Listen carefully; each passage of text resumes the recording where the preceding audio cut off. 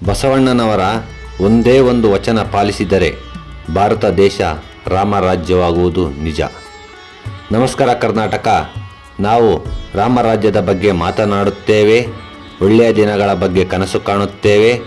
ಆದರೆ ರಾಮರಾಜ್ಯ ಎಲ್ಲಿಂದ ಬರಬೇಕು? ಅದು ಬರಬೇಕಾಗಿರುವುದು ನಮ್ಮ ಒಳಗಿನಿಂದ. 12ನೇ ಶತಮಾನದಲ್ಲಿ ಬಸವಣ್ಣನವರು ಒಂದು ಸರಳ ಸೂತ್ರ ಕೊಟ್ಟಿದ್ದರು. ಅವರು ಕೊಟ್ಟ ಈ 7 ನಿಯಮಗಳನ್ನು ನಮ್ಮ ದೇಶದ ಪ್ರತಿಯೊಬ್ಬ ನಾಗರಿಕ ಪಾಲಿಸಿದ್ದೇ ಆದಲ್ಲಿ ನಮಗೆ ಯಾವುದೇ ಕಾನೂನು, ಪೊಲೀಸ್ ಅಥವಾ ನ್ಯಾಯಾಲಯದ ಅಗತ್ಯವೇ ಇರುತ್ತಿರಲಿಲ್ಲ. ನಮ್ಮ ದೇಶ ನಿಜವಾದ ಅರ್ಥದಲ್ಲಿ ರಾಮರಾಜ್ಯವಾಗುತ್ತಿತ್ತು. ಹಾಗಾದರೆ ಬಸವಣ್ಣನವರು ಹೇಳುತ್ತಾರೆ, ಕಳಬೇಡ, ಕೊಲಬೇಡ, ಹುಸಿಯ ನುಡಿಯಲು ಬೇಡ.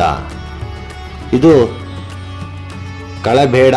ಇಂದು ದೇಶದಲ್ಲಿರುವ ಭ್ರಷ್ಟಾಚಾರ, ಇನ್ನೊಬ್ಬರ ಹಕ್ಕನ್ನು ಕದಿಯದಿದ್ದರೆ ಬಡತನವೇ ಇರುತ್ತಿರಲಿಲ್ಲ. ಕೊಲಬೇಡ, ಹಿಂಸೆ, ಭಯೋತ್ಪಾದನೆ, ದ್ವೇಷ, ಕೊಲೆ, ಇದರಿಂದ ನಮ್ಮ ದೇಶದಲ್ಲಿ, ನಮ್ಮ ನೆಲದಲ್ಲಿ ಶಾಂತಿ ನೆಲೆಸಲ್ಲ. ಅದರಿಂದ ಕೊಲಬೇಡ, ಹುಸಿಯ ನುಡಿಯಲು ಬೇಡ. ನಾವು ಸುಳ್ಳು ಹೇಳುವುದನ್ನು ಬಿಟ್ಟರೆ ಸಮಾಜದಲ್ಲಿ ನಂಬಿಕೆ ಹೆಚ್ಚಾಗುತ್ತದೆ. ಮುನಿಯಬೇಡ, ಅನ್ಯರಿಗೆ ಅಸಹ್ಯ ಪಡಬೇಡ. ಮುನಿಯಬೇಡ, ಅತಿಯಾದ ಸಿಟ್ಟು ಅನಾಹುತಕ್ಕೆ ದಾರಿ. ಶಾಂತಿಯುತ ಸಮಾಜಕ್ಕೆ ಕ್ಷಮೆ ಮುಖ್ಯ. ಅಸಹ್ಯ ಪಡಬೇಡ. ಜಾತಿ, ಧರ್ಮ, ಬಣ್ಣದ ಹೆಸರಿನಲ್ಲಿ ನಾವು ಪರಸ್ಪರ ಅಸಹ್ಯ ಪಡುತ್ತಾ ದೂರವಾಗುತ್ತಿದ್ದೇವೆ. ಪ್ರೀತಿಯೇ ನಿಜವಾದ ಧರ್ಮ ಅನ್ನುತ್ತಾರೆ ಬಸವಣ್ಣನವರು. ತನ್ನ ಬಣ್ಣಿಸಬೇಡ, ಎದುರೊಳೆಯಲು ಬೇಡ. ತನ್ನ ಬಣ್ಣಿಸಬೇಡ ಎಂದರೆ ಅಹಂಕಾರವನ್ನು ಬಿಡಿ. ನಾನು ಎನ್ನುವ ಅಹಂಕಾರವೇ ಜಗಳಕ್ಕೆ ಕಾರಣ. ಎದುರೊಳೆಯಲು ಬೇಡ. ಇನ್ನೊಬ್ಬರನ್ನು ಟೀಕೆ ಮಾಡುವ ಮೊದಲು ನಮ್ಮೊಳಗೆ ನಾವು ನೋಡಿಕೊಳ್ಳಬೇಕು. ಈ 7 ಸೂತ್ರಗಳು ಅಂತರಂಗದ ಮತ್ತು ಬಹಿರಂಗದ ಶುದ್ಧಿಗೆ ಅಡಿಪಾಯ.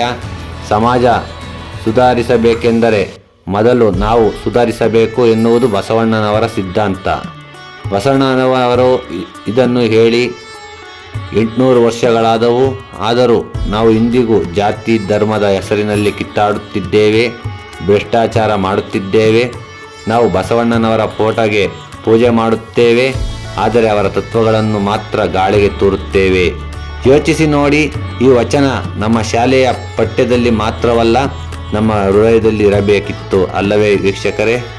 ಬನ್ನಿ, ಇಂದಿನಿಂದಲೇ ಈ 7 ಸ್ತೋತ್ರಗಳನ್ನು ಕನಿಷ್ಠ ಒಂದನ್ನಾದರೂ ನಮ್ಮ ಜೀವನದಲ್ಲಿ ಅಳವಡಿಸಿಕೊಳ್ಳೋಣ. ನಮ್ಮ ದೇಶ ರಾಮರಾಜ್ಯವಾಗುವುದು ಅಮೆರಿಕದಿಂದಲೋ ಅಥವಾ ಹಣದಿಂದಲೋ ಅಲ್ಲ, ನಮ್ಮ ನಡತೆಯಿಂದ ಮಾತ್ರ. ಈ ವಿಡಿಯೋ ಪ್ರತಿಯೊಬ್ಬ ಭಾರತೀಯನಿಗೂ ತಲುಪಲಿ. ನಮ್ಮ ನಾಡಿನ ಶ್ರೇಷ್ಠ ವಿಚಾರಗಳನ್ನು ಎಲ್ಲೆಡೆ ಹರಡೋಣ. ಶರಣಾರ್ಥಿಗಳು ವೀಕ್ಷಕರೇ. ಈ ವಿಡಿಯೋ ನಿಮ್ಗೆ ಇಷ್ಟ ಆಗಿದ್ರೆ ದಯವಿಟ್ಟು ಸಬ್ಸ್ಕ್ರೈಬ್ ಮಾಡಿಕೊಡ್ರಿ, ಲೈಕ್ ಮಾಡಿರಿ ಅಂತ ಹೇಳ್ತಾ ಇದ್ದೀನಿ ವೀಕ್ಷಕರೇ.